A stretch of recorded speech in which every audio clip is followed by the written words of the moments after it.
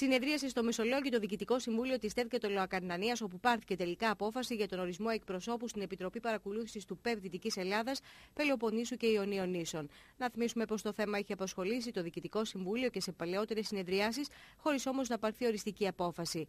Ύστερα όμως από ζυμώσεις, όπως δήλωσε και ο Δήμαρχος Αγρενίου Παύλος Μοσχολιός, ορίστηκε μετά από ψηφοφορία ο Δήμαρχος Συνάχου Αθανάσιος Τουρουνίδης ως εκπρόσωπος στην Επιτροπή Παρακολούθησης του ΠΕΠ Δυτικής Ελλάδας, Πελοποννήσου και Ιωνίων Νήσων, με αναπληρωτή τον πρόεδρο της ΤΕΔ Απόστολο Κιμίση. Υπάρχει άλλη πρόταση από εσάς? Έχουμε τον κύριο Μουτσάπη. Εγώ δεν αποδέχομαι την πρόταση του τακτικού εκπροσώπου. Εγώ προτείνω τον κύριο Μοσχολιό. Μετά την άρχιση του Προέδρου, προτείνω τον κύριο Μοσχολιό. Ούτε εγώ αποδέχομαι την πρόταση του. Ευχαριστώ πολύ, κύριε Γαλλή. Δεν αποδέχομαι την πρόταση. Υπάρχει άλλη πρόταση, συνάδελφε? Προτείναμε τον κύριο Μουτσάπη. Εγώ, θεωρώντας ότι θα πρέπει να είναι η παρουσία μας εναρμονισμένη με την εξέλιξη των πολιτικών στο όργανο, προτείνω τον κύριο Τουρουνίδη για τακτικό και τον εαυτό μου για αναπληρωτή.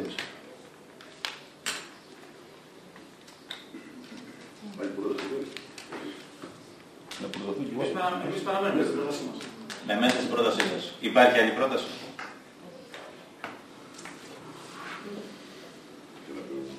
Λοιπόν, προχωράμε στην ψηφοφορία. Ποιος προτείνει για τακτικό τον κύριο Μουτζάπη? 1, 2, 3, 4.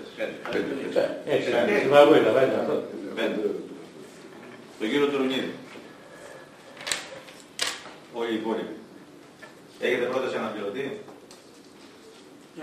Βάζουμε τον κύριο Γαζέτα. Τον κύριο Γαζέτα. Ποιος ψηφίζει εμέναν για αναπληρωτή? Ποιος ψηφίζει τον κύριο Γαζέτα για αναπληρωτή? Υπάρχουν λευκά αποχές? Με ένα λεπτό. 2 λευκά. Αποφασίστηκε να εκπροσωπεί τα περιφερειακά όργανα. Ορίστηκε. Ορίστηκε, ναι, είναι ο κ. Τουρουνίδης. Πώς πάρθηκε αυτή η απόφαση, ενώ αν υπήρξε έτσι κάποια διαβούλευση, με δεδομένο ότι στις προηγούμενες συνεδριάσεις παρατηρήσαμε έτσι κάποια διαφωνία? Νομίζω ότι το αποτέλεσμα δίνει ποιος είναι εκπρόσωπος, ο κ. Τουρουνίδης, με αναπληρωτή του τον υποφαινόμενο, τον πρόεδρο. Σεβαστή η απόφαση καθόλου. Στα περιφερειακά όργανα βρέθηκε. Βρέθηκε με το συσχετισμό τον οποίο είδατε εδώ σε εκλογή με πλειοψηφία. Ο πρόεδρος της ΤΕΔ είναι αναπληρωματικό μέλος στην Επιτροπή αυτή παρακολούθησης του ΠΕΠ Δυτικής Ελλάδας, Ιωνίων Νήσων και Πελοποννήσου. Έγινε μια ζήμωση μεγάλη και υπήρξε αυτό το αποτέλεσμα.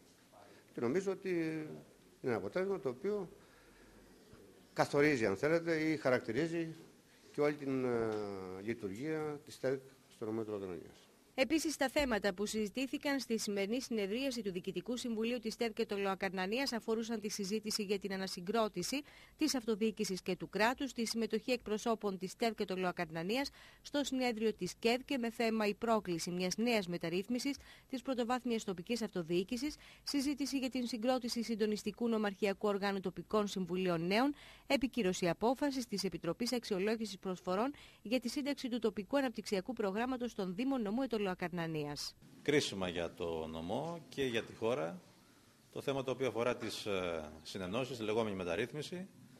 Οι βασικές μας προϋποθέσεις, αυτό που ομόφωνα αποφασίσαμε, είναι ότι για να προχωρήσουμε σε μια συζήτηση ουσίας για γεωγραφικά όρια, για έδρες, οτιδήποτε δηλαδή τεχνικά, που όμως καθόλου θέματα ουσίας για τον κόσμο ζητήματα, θα πρέπει πρώτα να προηγηθεί η κυβερνητική πρόθεση και οι δικές μας προϋποθέσεις είναι οι εξής. Πρώτον, το κράτος θα πρέπει να παραμείνει σε ρόλο επιτελικό, εκχωρώντας όλες τις εκτελεστικές αρμοδιότητες στις τοπικές αρχές. Πρώτο και δεύτερο βαθμό αυτοδιοίκησης.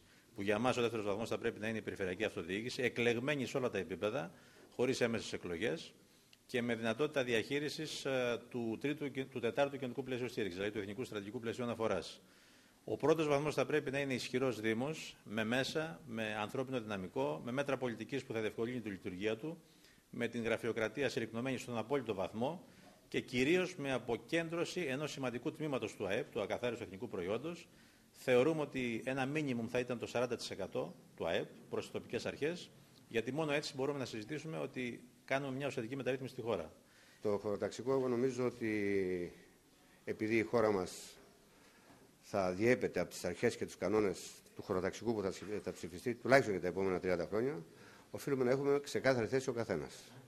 Και τουλάχιστον εγώ ως Δήμαρχος Αγρινίου, με πρότασή μου την οποία την έχω καταθέσει εδώ και ένα χρόνο περίπου, αναφερόμενος τότε στο ΕΣΠΑ βεβαίως, αλλά και το ΕΣΠΑ έκανε χωροταξία, είπα ποιες είναι οι θέσεις μας και η θέση μου σε σχέση με την περιοχή μας και σε σχέση με το τι θεσπίζει το χωροταξικό σχέδιο για τη χώρα μας. Νομίζω ότι η ξεκάθαρη απόφαση της ΤΕΚ πρέπει να είναι αρνητική σε αυτό το σχεδιασμό, γιατί στο κάτω-κάτω της γραφής και από τις προτάσεις τις οποίες κάναμε ως ΤΕΚ δεν περιέλαβε καμία σχεδόν επαναλαμβάνω, στο τελικό σχέδιο νόμου που κατέθεσε ο κ. Σουφιάς για συζήτηση στη Βουλή. Άρα λοιπόν οφείλουμε και ως δήμαρχοι και ως ΤΕΚ και ως συλλογικά όργανα να έχουμε ξεκάθαρη θέση σε ένα θεσμικό πλαίσιο το οποίο θα είναι καταστροφικό και για τη χώρα μας αλλά κυρίως για την περιοχή μας.